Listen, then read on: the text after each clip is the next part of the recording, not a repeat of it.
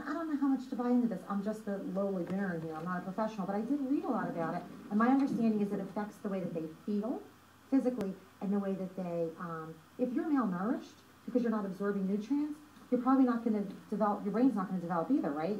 If you're not growing properly. True. And I have noticed that a lot of kids in Paige's classes are smaller. But I also think it's because a lot of twins have developmental delays and they're smaller because they were born smaller. Preemies, right. Yeah, so I don't know. That's the thing. It's very complicated because so many kids with autism have other issues. They'll have other autoimmune problems, and so it's very complicated. All right.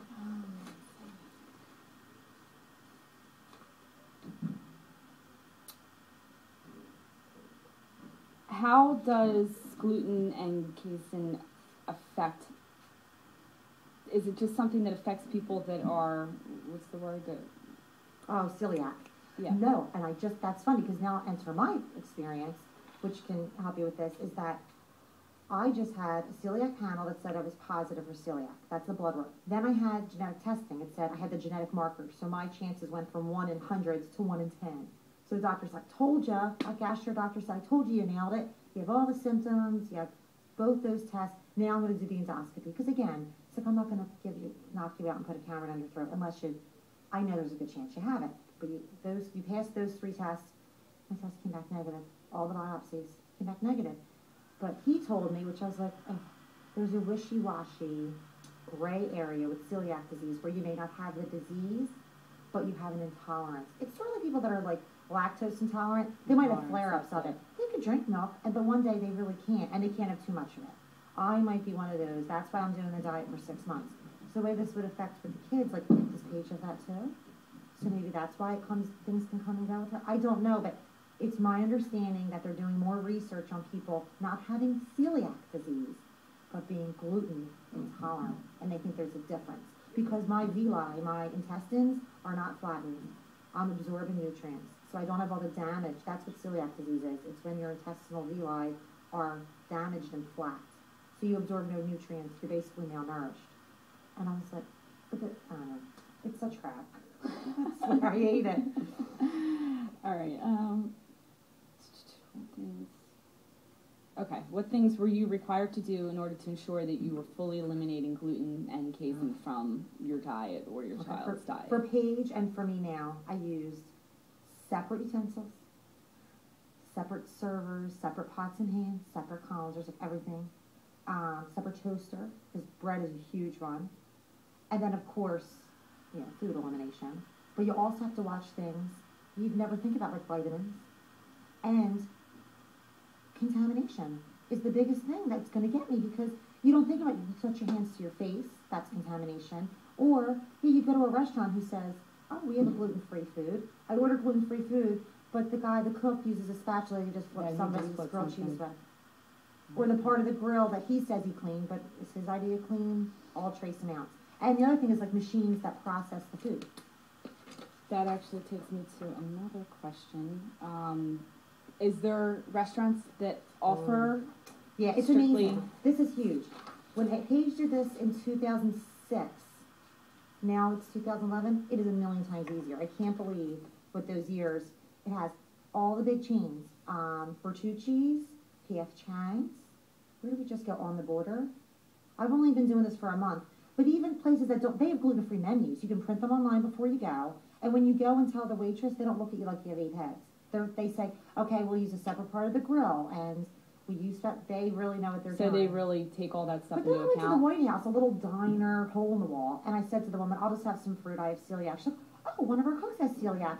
He'll use the part of the grill he uses for himself. The guy came out and talked to me and said, I don't dust the hash browns with flour. So you find places, if you're lucky, because, but most of the chains, big chains is the way to go. Just like when you buy the food, you pay for packaging, and they're like, I will pay 50 cents more for tortillas that say gluten-free, because I'm not going to take my chance with the ones. Even though I look at the ingredients and look very similar, I'm not taking a chance with it. So you pay more, and you go to lots of chains, which isn't always my favorite food, but I'm not going to take the chance.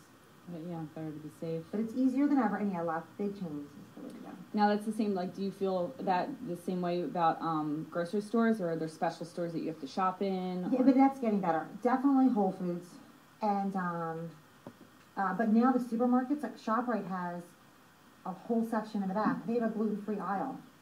Just a regular old ShopRite. And Gennardi's does. And, but the crazy thing is that now it's pouring over into all the aisles. There are, like, all the Chex Mixes. It says gluten-free in huge letters on the front of it. And that's not in the gluten-free section. That's in a normal cereal aisle. And if you look at any major packaging, this is how I figure things out. You look at where the ingredients are. This. It will say, contains soy, contains milk, contains egg, contains wheat. And that's what I can't have. So they're the big allergens, so they're listed. And most of the big companies will put gluten-free if it's gluten-free. Because they know anybody that has celiac is turning it over and looking right there. So they might as well Right. save you the trouble. So supermarkets, it is so much easier. I had to order all Paige's stuff online and go to Whole Foods and spend like $80 a week on just Paige's food.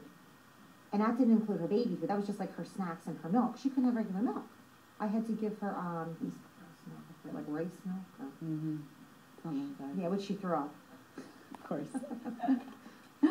Now, is there certain foods that you know of that, like, you don't have to, like, so you stick with, like, fruit, things like that? Yeah, the best thing you do, like, if you just don't want to get into, is this gluten-free, Right. is just knowing, like, they always say stick to the outside of the aisles, which means the produce, the meat. I can have eggs,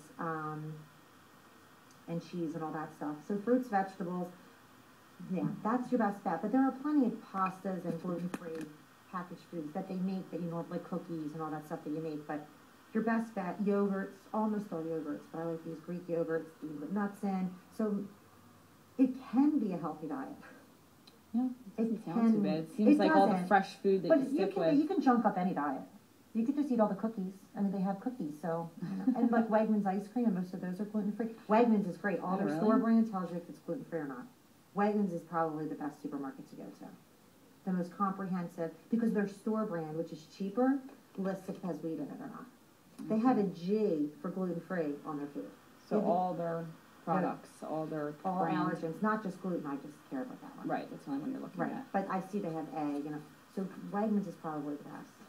I mean, Whole Foods is the best. I take that back. But Whole Foods is very expensive. Yeah, well, that was my next question. Yeah. The price. Do you find that there's a huge difference? Yes. Like I'd say my loaves of bread, which are much smaller, are like $5 a loaf, rather than like $3 for a loaf of bread. Like I buy whole wheat bread for the family. That's what we've always eaten. It's like $3 a loaf, I guess. I'm paying like $5 for a loaf, about 2/3 the size. Some things, because you don't have to buy gluten-free, like that's why I try to stick to fruits, vegetables, yogurts, things I typically buy, everything I normally eat. When I start this diet, I'm like, what do you normally